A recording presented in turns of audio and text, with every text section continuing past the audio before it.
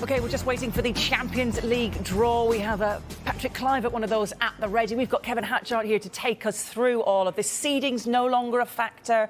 Clubs from the same country could face each other. We're kind of hoping for fun it's not going to be Man City against Chelsea. Tell us how it works. We're going to know the route to the final, pretty much, aren't we? Yeah, so they're going to draw the quarterfinals, but they're also going to draw the semi-finals, and they're going to do that for the other European competitions as well. So that is going to be exciting. So you can plot your way through to the final. I think this year, more than most, actually, Hayley, it's a brilliantly open draw. There are so many teams that can win it, because you've had a situation where Real Madrid drew Liverpool and Paris drew Bayern.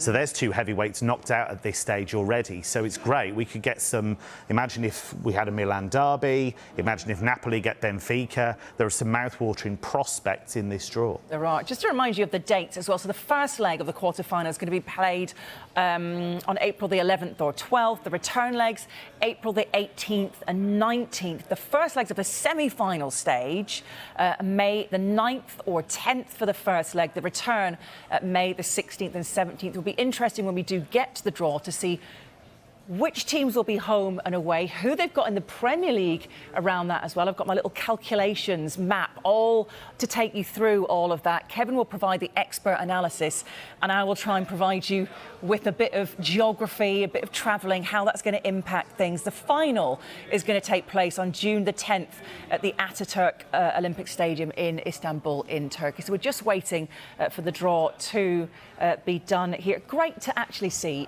English teams involved yet again at this stage of the competition, isn't it? It's so healthy.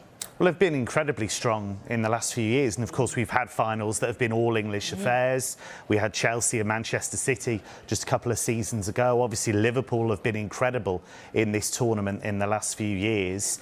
And I think the rest of Europe does fear that growth with the Premier League, because it has been such a healthy situation for English clubs in the Champions League in recent years. Well, will this team that Patrick Kluivert picking, who we know are going to take... Oh, it's Chelsea he's just taken out of the pot, following on from Real Madrid being picked. So it's Real Madrid against Chelsea. What do you think of that? What's remarkable about that is they produced one of the ties of the whole tournament last season, because it looked as though Real Madrid were going to go through after they played so well in the first leg. Then Chelsea went over there, nearly did the impossible and turned things around, only for one of the goals of the tournament, that incredible outside of the boot pass from Luka Modric to find Rodrigo, volley on the run, brilliant goal, and that's what turned it back in Real's favour. So that's going to be a fascinating tie. Yes, we've got Inter Milan here, who've just been drawn out of the pot, of course, trailing Napoli and Serie A, looking to go all the way. First time, actually, 3 Italian teams have got through to the quarter-finals since 17 years. They're going to take on Benfica, Kevin. How do you think that's going to be? I think both of them will see that as an opportunity. Yeah. Certainly Benfica will. Benfica got to the quarter-finals last season. They were undone by Liverpool, but they gave them a hell of a game over the 2 legs. Inter weren't that great against Porto, but they have done well in cup competitions since Simone Inzaghi went there.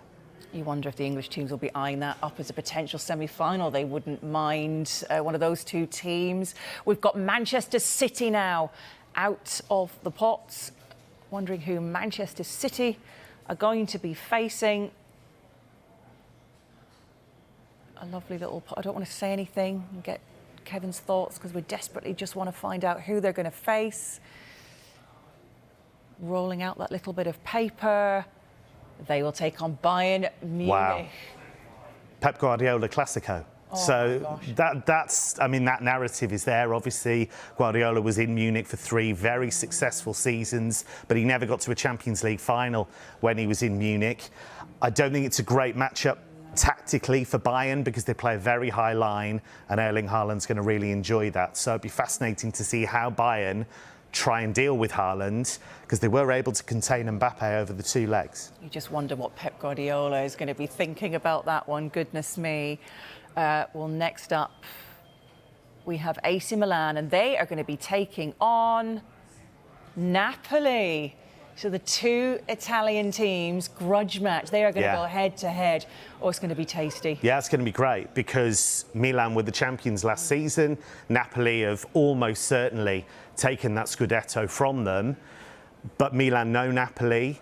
inside out, but they'll have to play far better, I think, than they did in patches against Tottenham. Tottenham didn't really test them over those 2 legs. Napoli certainly will. And I think defensively, even though Milan have improved recently, they weren't great at the start of this year. So that is a really good test, I think, for Milan's defence, because it is a young defence. Yeah, so it's AC Milan against Napoli in the quarter-finals. Inter Milan up against Benfica. It's Bayern Munich taking on Manchester City, and Real Madrid versus Chelsea. They're just drawing the semi-finals now, so the winner of the quarter-final 4th pick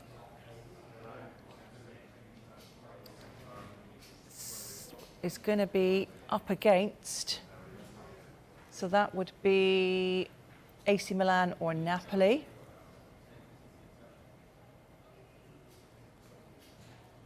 In the quarter-final, going to be taking on the winners of quarter-final 2. So Benfica, Inter Milan. So you've got all 3 Italian teams. Oh my gosh, so you could have a Milan derby in the semis, but I think all 4 of those clubs, having avoided the English teams and having avoided Real Madrid, will look at that and think, wow, we can actually get to this final. If you're Benfica, top of the Primera Liga, going ever so well, top their group ahead of Paris Saint-Germain, played really well in the last 16, like went through with no troubles. They will look at this and think, that's our route to the final, we can do this. Napoli will think absolutely the same. This is uncharted territory for them to some extent because they've never been this far, but they're playing so well at the moment. If they can keep the likes of Osimhen and Kvaratskhelia fit, they've got every chance of going all the way to the final.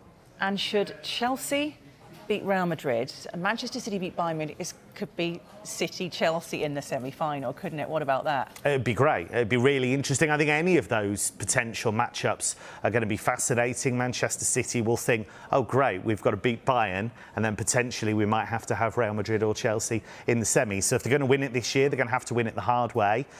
But that is the case in the Champions League. At this stage of the competition, you have some of the very best teams on the planet battling for that trophy. I think it's a great draw. I think it's really interesting. And I'm kind of pleased in a way that some of those clubs, like Napoli, like Benfica, have avoided the more established teams because it gives them ever such a great chance of reaching the final. But what about the chances that City and Chelsea have got? Has that gone down slightly now that we know the opposition? They almost couldn't have picked 2 of the 2 harder teams. Yeah, really tricky. Really, really tricky, because Real Madrid, they've got a massive game this weekend, El Clasico against Barcelona. They're 9 points behind.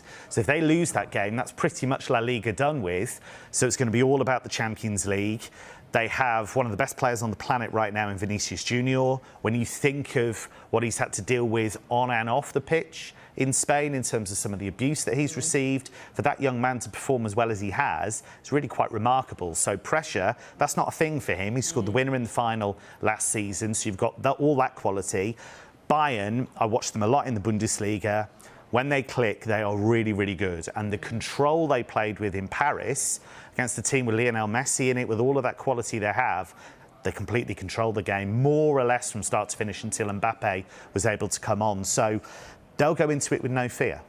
What about Pep Guardiola? I mean, yes, they've got the top scorer in their ranks. Yes, they've got Erling Haaland. Yes, Bayern are going to have to compete with him. But up against a manager who knows Bayern so well, it's a bit of a, well, you just kind of wonder what Pep thinks about all of this, because he's so desperate to win the Champions League with Manchester City.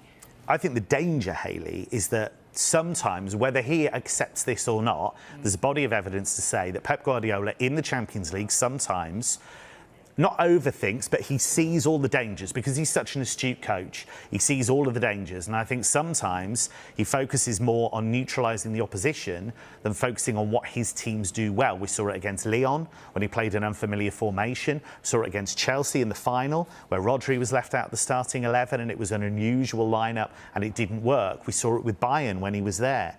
You know, he would pick unusual formations or unusual teams, and they never got past the semi-final stage. So because he knows Bayern so well, the danger is that he reacts to that and diverges from what he does so well with City in the Premier League week in, week out. The different factor here is the Haaland factor. Yes. Bayern have seen off Messi and Mbappe. Now they've got to come up with a plan to deal with Erling Haaland, because when he was at Dortmund, he consistently scored goals against Bayern. So they couldn't deal with him then. So Haaland will be Can they rubbing deal his with him? hands. Yeah, absolutely, because Bayern play a very high line. They rely on the likes of De Ligt and Upamecano to get back into position if necessary. They're very front foot defenders. Haaland will love that. He's always trying to run in behind. He's always trying to stretch a team.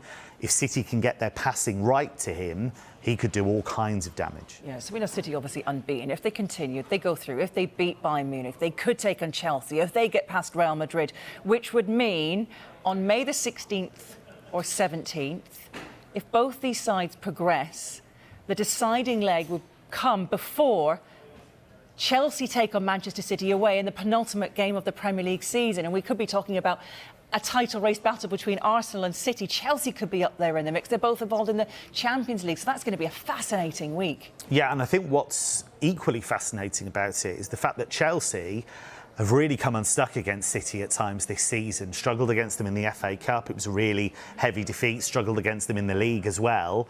They have improved in recent games. Thought Kai Havertz and Joao Felix against Dortmund over 2 legs were outstanding. If they can maintain that level of performance and Graham Potter's team can keep heading in the right direction, then they might cause City a problem. But as things stand, City will look at a potential tie against Chelsea and think, we'd probably rather play them than play Real Madrid. Yeah, just throw that in there. We mentioned obviously Haaland up against German opposition again, but what about Joao Cancelo, who left Manchester City in the circumstances that I don't think anyone expected that. Now going back up against his former, so he'll be absolutely wanting, I don't know, maybe a bit of revenge. Yes, he left, but I don't think it was his decision, was it, really? He'll be looking to show them what they're missing now. Well, it's a running theme, Hayley, if you think about it, because Joao Cancelo wasn't, at the time he left City, regularly getting in the team as much as he was. I think it's fair to say his performance level wasn't as high as it had been. And people just assumed, I think, that as soon as he got to Munich, he was going to be a lock. He was going to play in every single game. Hasn't actually worked out that way. On the left-hand side of the defence, Alphonso Davies has stepped up a gear because he's thought, oh, there's somebody who could potentially play my position. So he's really improved. They've experimented tactically with a few things. Benjamin Pavar's played on that right-hand side at times. So, and they've played Josip Stanisic, who's a young player, ahead of Cancelo in certain games. So Julian Nagelsmann, the Bayern coach, said a couple of weeks ago, well, look, I had to sit down with Joao and just explain to him that I value him as a player, but he doesn't completely understand how we work and he isn't going to be in every single game. But he did make the point, he's the kind of guy that if it's not going well and he's not playing regularly, he doesn't like it. Oh, so Chelsea are bidding to lift the trophy for a 3rd time. It'll be a first piece of silverware for Graham Potter. He's had a real tough time at Chelsea. It started on a high, he's then had a dreadful low. They've obviously stuck with him. He seems to have turned a bit of a corner, but how much would progressing through, I mean, they'll be hoping to try and get to a final for Graham Potter to show the fans that, you know, he is the manager and he is worthy of having that job. It's a big opportunity. I think if you look at the home game against Dortmund, Dortmund were in good form. Chelsea, probably definitely over the 2 legs, deserved to go through. They probably edged the first leg, but there was a brilliant goalkeeping performance that stopped them. In the second leg, thought they were outstanding. Front players played really well. I think Joao Felix, I mean, I don't know how many times he's hit the woodwork since he's gone there, but I think he's played really well for them. I think there was a feeling performances were improving before the results did, if you look at some of the data, the underlying numbers. But this is rarefied air for Graham Potter. He's not coached at this level. He deserves a shot at it. I really admire Chelsea for sticking with it, sticking with that project, because you've asked him to take over with no pre-season. You've asked him to take over with a load of new players going in there at once. So good luck with that. He's stuck with it. I think he's carried himself with great dignity.